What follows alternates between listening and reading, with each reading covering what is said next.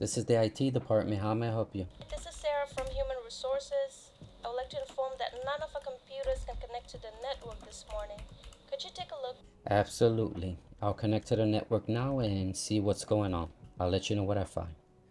The first thing I want to do is verify exactly what the user is experiencing. Let's head over to one of the human resources computers. I'll open the IP configuration. Immediately, something catches my attention. Instead of receiving an address from our DHCP server, this workstation has assigned itself a 169 address. If you've never seen this before, don't worry. This is known as an APIPA address, which stands for Automatic Private IP Addressing. Whenever Windows cannot reach a DHCP server, it assigns itself one of these addresses so the computer still has an IP, even though it won't be able to communicate on the enterprise network. Now, this tells us something very important. The workstation isn't refusing an IP address, it simply never received one. That's our first clue, but it's only one clue. It doesn't tell us why, so let's keep digging. Whenever I'm troubleshooting a network issue, one of the first questions I ask is everyone affected? Or is this isolated to a single department?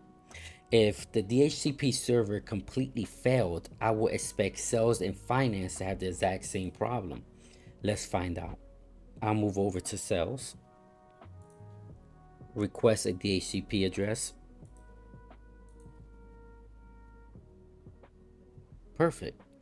Sales receives an IP address immediately. Now finance.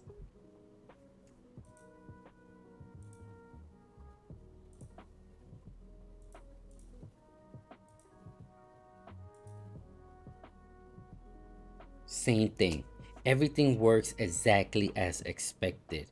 That's actually a really good news because it tells us that our DHCP server is probably functioning correctly.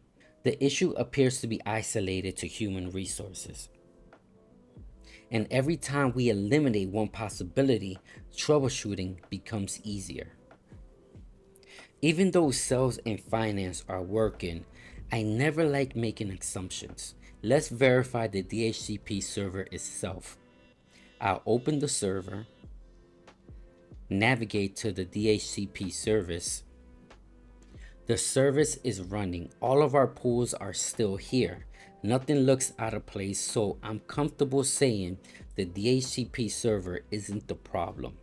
Now, we need to figure out why human resources can't communicate with it.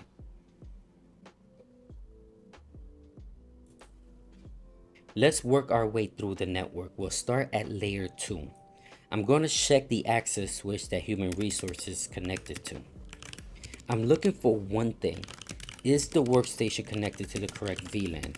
If someone accidentally placed this port into VLAN 50 instead of VLAN 40, the workstation will never reach the correct gateway. Okay, everything looks correct. The port belongs to VLAN 40, so we can eliminate that possibility. Now, let's verify our trunk links. I'm specifically checking to make sure VLAN 40 is allowed across the trunk. If VLAN 40 wasn't being carried between switches, traffic would never reach the multi-layer switch. Everything looks good.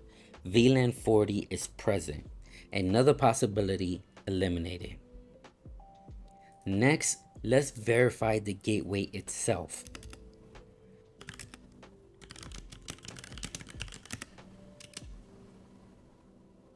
I'm looking for VLAN 40.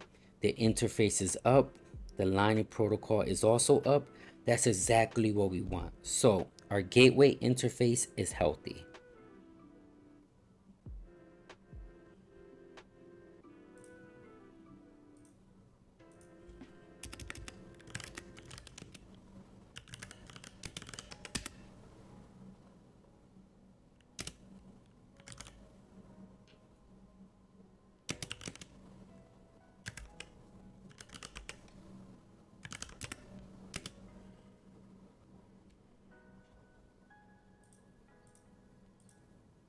Now let's inspect all VLANs by doing a show running configuration.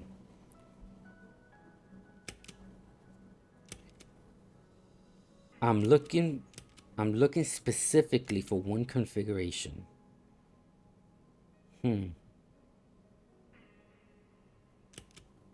Okay.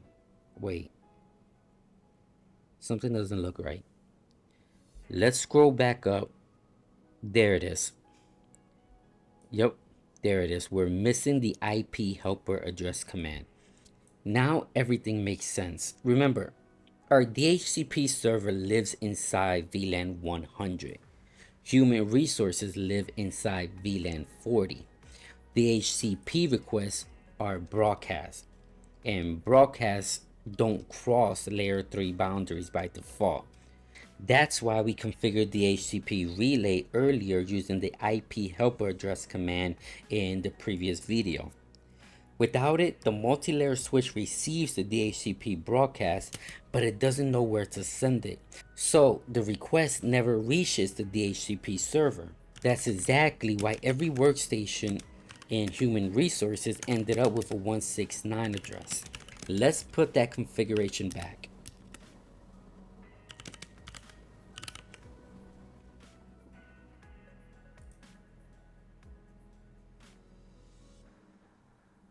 Our server address 192.168.110.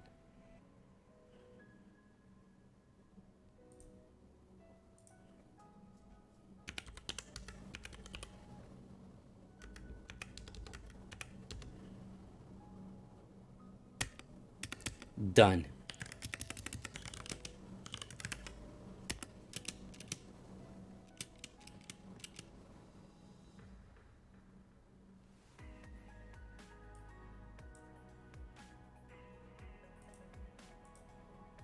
Now let's return to the workstation. Request another address.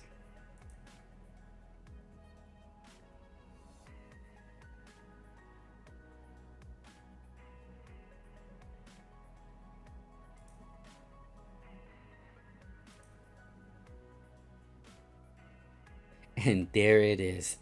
The workstation receives a valid IP address, a subnet mask, a default gateway, and the correct DNS server. Exactly what we expected.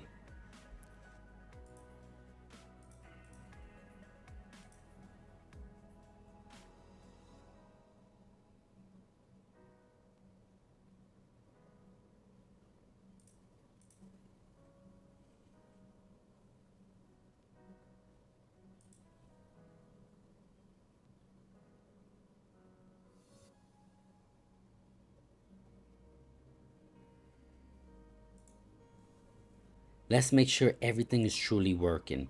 Let's ping our default gateway.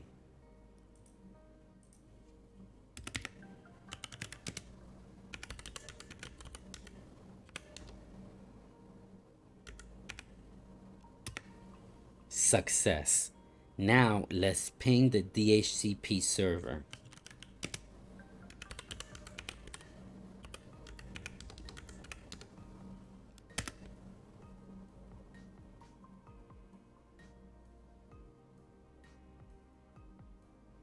Another success. Now let's test DNS by pinging company.local, which is the home page of our enterprise network.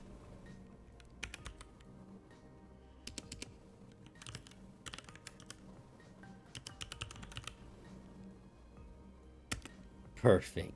And finally, let's open the browser and navigate to company.local.